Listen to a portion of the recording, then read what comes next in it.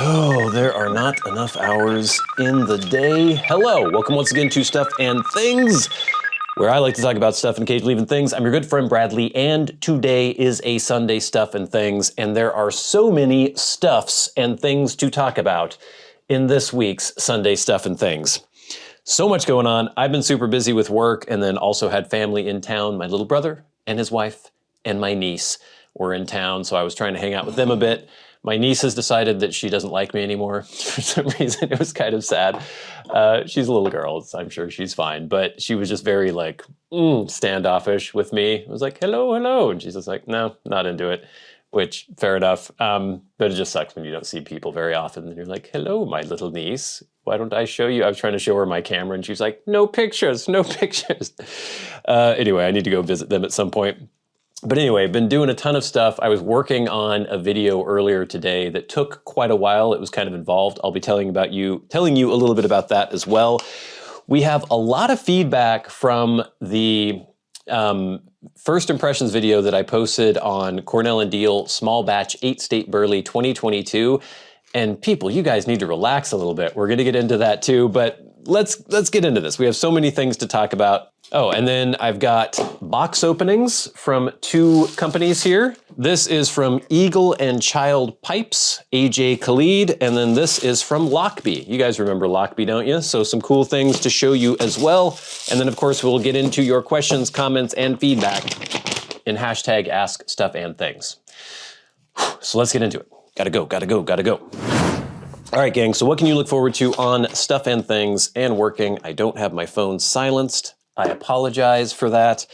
Okay, well, first of all, this coming week, we will talk about fixing your old film camera or getting your old film camera serviced as opposed to just throwing it away and getting another one, which is what it seems like a lot of people do. I have been using my film camera more because of a recent development being the operative word there. And so I really wanted to get it serviced and in really great working order. I mean, it's over 40 years old. And so I did that. And in this video, I'll talk to you about the process, give you a recommendation for where you might want to send your film camera if you want to get it fixed, serviced, a CLA, as they say, a clean, lubricate. What does that stand for? CLA was clean, lubricate, and adjust, I think might be. Anyway, that'll be a cool video. That's coming up next week. The week after that, we will do the full review for Cornell and Diehl Small Batch 8 State Burley 2022. Then, the week after that, I'm excited about this. I'm going to do a video showing you my first ever attempt at developing black and white film at home. I just did it, like not 10 minutes ago. I developed black and white film at home, or at least I tried for the very first time. It was an interesting process. I have developed film in the past. It was over 20 years ago when I had access to the darkroom in college when I was taking photography classes. And in there, we had an actual darkroom. In this case, I had to shove my hands into a dark bag that was far too small, way smaller than I thought it was going to be. I had to crack open the film canisters or the cassettes of film and spool them onto these reels and do all these things. It was kind of crazy, but I went through the whole process, and basically this video is not going to be a tutorial on how to do it, even though you could maybe use it as such, but just to see, is it doable if you've had not really much experience, or the experience you have had was so long ago. So yeah, it's going to be fun. Check that video out. And then working, I know I promised it last week, but I promise working episode 42 will be out this Friday, and then we will have the normal cadence of every other week. Just had a lot going on with the holidays and family visiting and everything like that. So lots coming up, including stuff that will be in these boxes. So stay tuned for it all. Cornell and Diehl Small Batch 8 State Burley. I did the first impressions video and people started losing their minds a little bit. So I did this last week, and it's funny because I did this so long ago when I actually recorded the video. I forgot that I was kind of negative because I was having this blend for several weeks, and I discovered that I actually kind of enjoyed it. I don't want to give away the full review, that's coming out soon, but my initial impressions were initial impressions, and they changed quite a bit.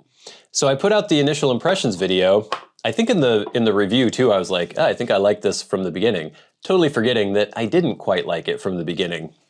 So people saw this, and I was starting to get comments like, oh my God, I wish I hadn't purchased this, or now I know I'm never going to try this, and I was wondering if I was going to try this, but now thanks to you, I know I don't have to. I was like, really, was I that negative about this blend? So I watched the first impressions video, and I wasn't that negative. I said, I'm not sure. It seems like it may be kind of chemically. I don't know if I love the added flavoring, but let me see. I need to try more. I didn't say I for sure hated it, but we got some comments here, and I'm not trying to make fun of anybody or anything. But first of all, we had Shock and Awe with a super thanks. So thank you so much, Shock and Awe. That is Scott M., our good friend. Scott M. said, Bradley, I have not personally tried this blend, and I remember the debates as Cornell claimed it was untopped. I think it's cased but untopped, but not, I think some of the Burleys are cased. Many seem to dislike the initial flavor. Seems everyone who allows some airtime and a few months open comes back to a new experience and appreciates it more. For what all that was worth, hopefully you find some enjoyment. So Scott M., right you are. Right you are indeed. But let's get to some of the people here. At Carolina Rose 704 said, thanks for your honest impressions of that, Bradley. I have not tried it yet and maybe will not. Hold your horses. Wait for the full review. Everyone, you need to remember that the first impressions video is just that, first impressions. I would never base my review on only having a blend one time. Once I've had the blend for probably at least 5 bowls, maybe 6, that's when I can do a full review. And usually it's even more than that. Never would do a full review based on just one bowl. At Diehl VI8CP says, well, this doesn't bode well for me and the 2 tons, oh no, 2 tins, that would suck if it was 2 tons, 2 tons I've been sitting on for the last couple of years. Again, hold your horses. At Diehl VI8CP, wait for the full review. And then Orochi001 said, I've only had the 2024 and it's borderline spectacular. The toppings are barely there, and the Orientals are both sharp and creamy at the same time. Ended up with a full pound. Think you might have something there at Orochi001. So there were a lot of comments from a lot of people saying, oh my God, I don't want to get this now. I'm not going to try this now. Or they had purchased it and they're like, oh no, now I'm super disappointed. I'm not even going to open my tins. Just wait for the full review. You'll be surprised, or you might be surprised. Some of these people won't be surprised, but you might be. I was.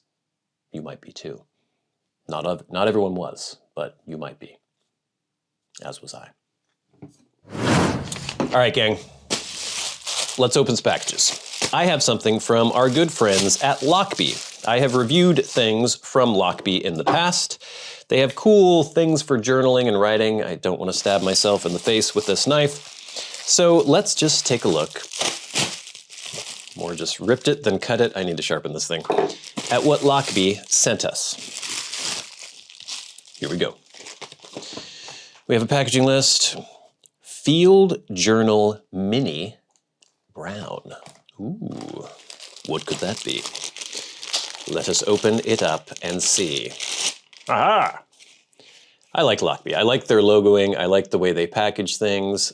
Lockbee does some cool stuff. So look at this. We have a cool little mini field journal. I did the review of the field journal in the past, the full-size one. Oh, look, it has this little strap on the back. I like that. Has a little hook in the front. I'm gonna loosen that a bit. Open her up. Inside we have, look at this. This is great. And so it has a nice big pen loop on the outside, which I love. That will easily fit. Oh, and it expands really well, so I think you could fit a fairly wide range of pens in there. We have several different pockets here. Don't worry, I'll do an actual review on this. Looks like you can fit some cards in these slots, something here, something here. We have bookmarks, which I like. We have elastic, so it's kind of sort of Midori-ish in the way you're gonna be able to put inserts in. And they included a booklet here. This is a dot grid 72-page stitched binding insert. How do I open this? Here it is. Let me pop this open. Yabba.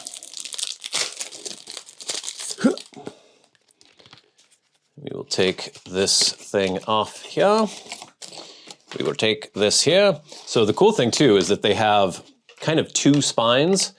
They have two pieces of elastic, and two bookmarks. So there are basically two spots to put two books. So you can have 4 in here without having to modify this at all. So I will just place one of these. Let's find the middle. There we go. Pop that in. Pop the bookmark in. And there you go. You've got your journal. Everything is nice and compact and safe. You can lock it all up, tighten that up, you're good to go. So this is a really cool, looks very durable and very convenient way of carrying your notes. I'm probably gonna grab another little journal. Looks like field notes would fit in here really well. Lots of like standard sized inserts. So very cool. And I really like, I guess this is a nylon material. I really like the finish that they put on the inside of their products. Everything is just really well made, and I enjoy this. I like this a lot. So I'm gonna be using this, trying it out, and then I will do a full review in the future. Next, we have something from a man by the name of AJ Khalid. He contacted me quite a while ago, and then it just took us forever to actually, what happened? Where did it go? To actually connect and get something worked out. Not anything worked out other than him sending me something. I'm not taking bribes or anything like that, but he wanted to send me a product. So I'm gonna pop this open because he would like me to review it and show it to you on the show. What is going on here? There we go. Okay. So inside this box, oh look, it's a nice little Christmas card from AJ. Merry Christmas. I was kind of late in picking this up, by the way. Hey Bradley, sorry it took so long to get this package to you. I hope you thoroughly enjoy the pipe, as well as the teas I've included in the jars. Oh, in the jars is some C&D House Reserve. Ooh. Rum Virginia Flake and McFadin Royal Twist. That'll be a collector's item soon. And a tin's worth of C&D something? C&D Folklore, I think. Merry Christmas. Thank you so much. This is from Eagle and Child. Very nice. Ooh, look at that. That's a big old tin of McFadin Royal Twist. Something I have never had. Limited edition. I like that tin. Roll cake, blah, blah, blah. High class Essing teas. Cool. Yeah, never had this. Very cool. Here is a jar of C&D House Reserve. As he mentioned, we have, oh, I think that's the pipe. That'll be last, of course. A little bag of, I can't remember what he said in the note. I'll have to read that again. And then some packaging materials. So very cool. Now this is the cool part. I mean, it's all cool, but this is the coolest part. Ooh, look at this. Look at how this comes packaged in a beautiful leather pouch. That is fantastic. So we have the Eagle and Child logo here. T Pipes Company. Okay, sorry. And there's an eagle. And it looks like the eagle is about to grasp a child and carry it away and possibly devour it. Cool. So let's see what we've got. I haven't done this in a while.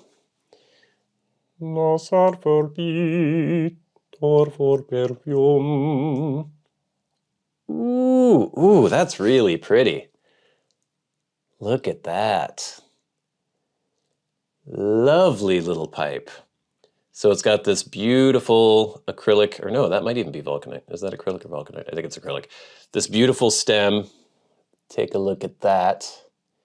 And then this really cool, almost tree bark pattern rustication on here.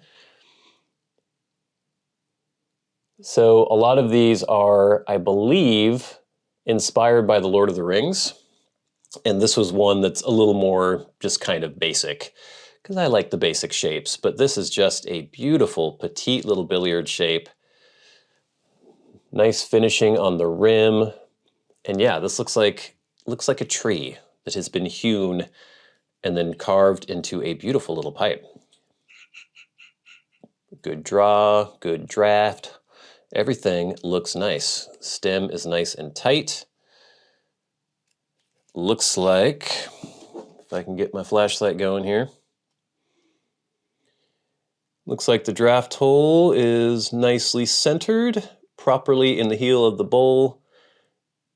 And it looks like this is kind of pre-charred, so it should be good to S straight away. So yeah, a lovely petite little pipe, and I'm looking forward to checking it out. So there will be videos on all of these things coming up in the future. Thank you, AJ Khalid from Eagle and Child, and thank you, Lockbee, for sending these products for review. All right, gang, but now it is time for the rest of the feedback, the rest of hashtag #AskStuffandThings. Remember, if you have a question for me and you would like it answered on the Sunday Stuff and Things, tweet or X, whatever it's called now, at, what is it? Now I forget. How could I forget my spiel? Tweet at Stuff and Things Bradley with the hashtag #AskStuffandThings. My God. Nobody uses Twitter anymore, so it's fine. Most of you will go to YouTube, the YouTube comment section, and leave comments, questions, and feedback there.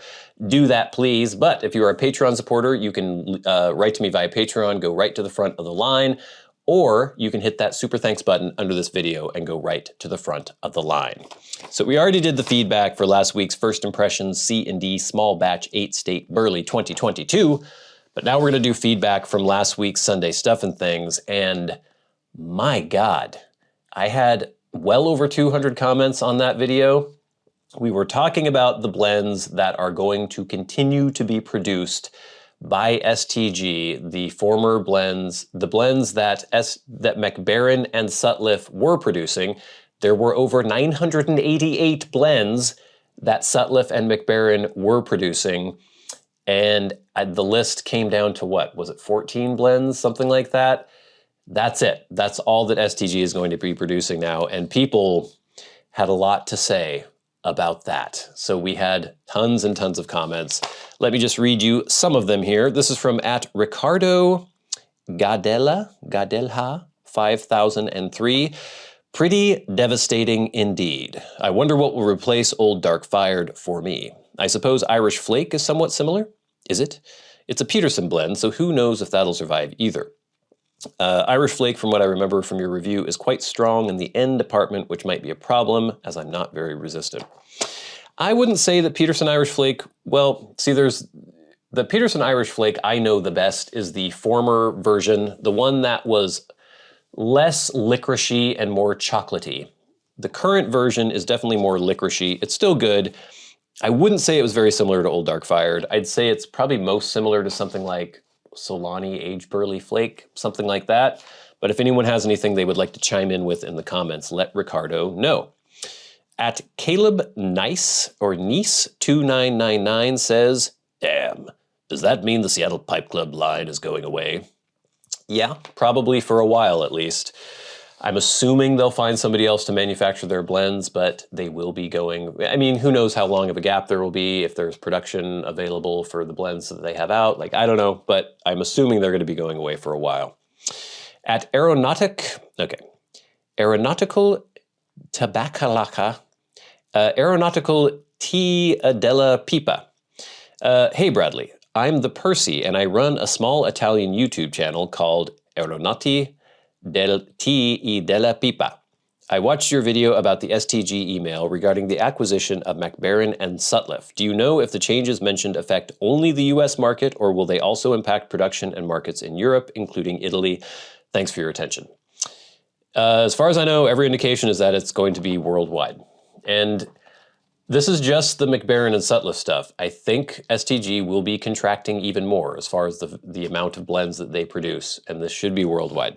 Might not be equal everywhere, like there are some, apparently like Canada doesn't get the Peterson blends right now. I don't know why, but yeah, so it might be varied based on the actual territory, but as far as the Sutliff and McFadin stuff, should be worldwide, unfortunately. At Novak Salem said, I like how they tried to say, but we're saving Sutliff actually.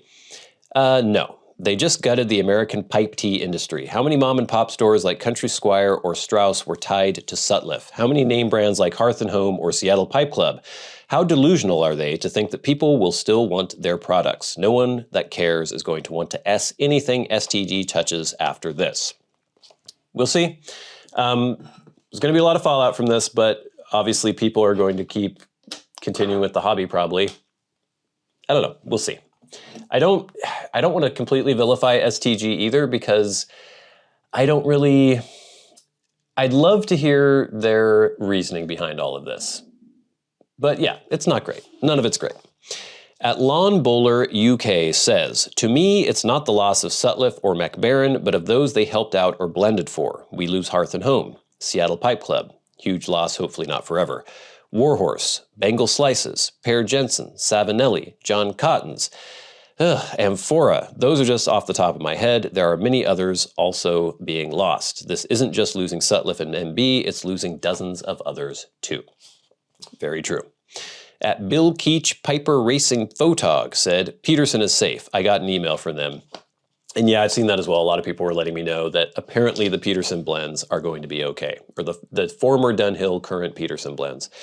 At Big Punk 7 says, even the blends that are staying on, it's possible they will go through go through recipe changes.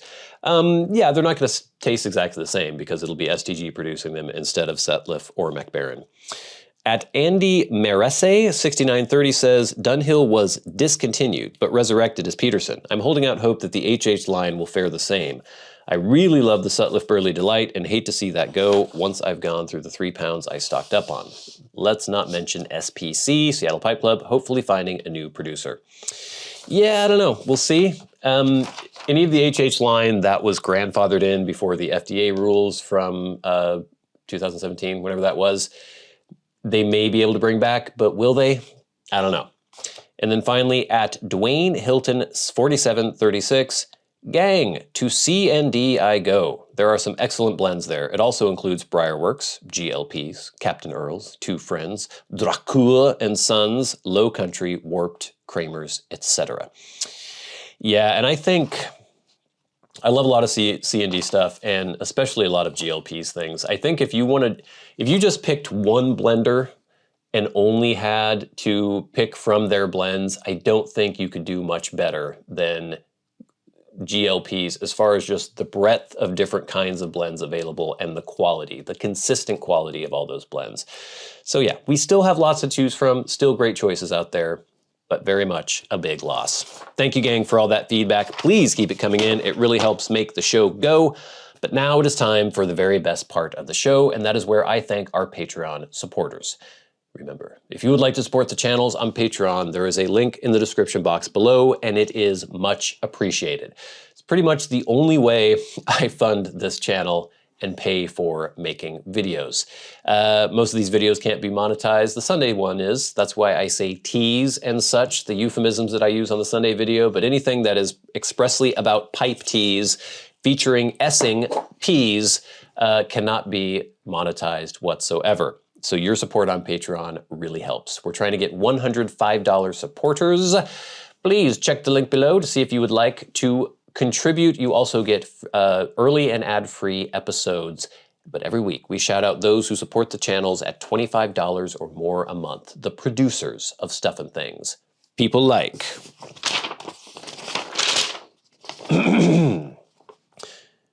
Jason Buckner, Arcturus, Ashes of the Phoenix, Jonathon Proctor, The Friendly Piper, and GreatGrol. And of course, the Maniacs, the crazy people who support the channels at $100 a month, people like Bob Magee and Ryan McFadin. Thank you so much, all of you. And we'll never forget our dearly departed friend and perpetual Hall of Fame member, Peter Straub. Gang, so much to look forward to. The videos I mentioned coming up that are already in the can, and then new things like the Lockby Mini Field Journal, this beautiful pipe from AJ Khalid and Eagle and Child. I love that it comes in this beautiful leather little pouch. That's so cool. I could put my doubloons in here and tie this to my belt. I love this. I don't have any doubloons. Anyway, gang, lots coming up. Please stay tuned. But until next time, till we meet again, I've been your good friend Bradley. You've been the audience that's been Stuff and Things on a Sunday Stuff and Things. I'll see you later.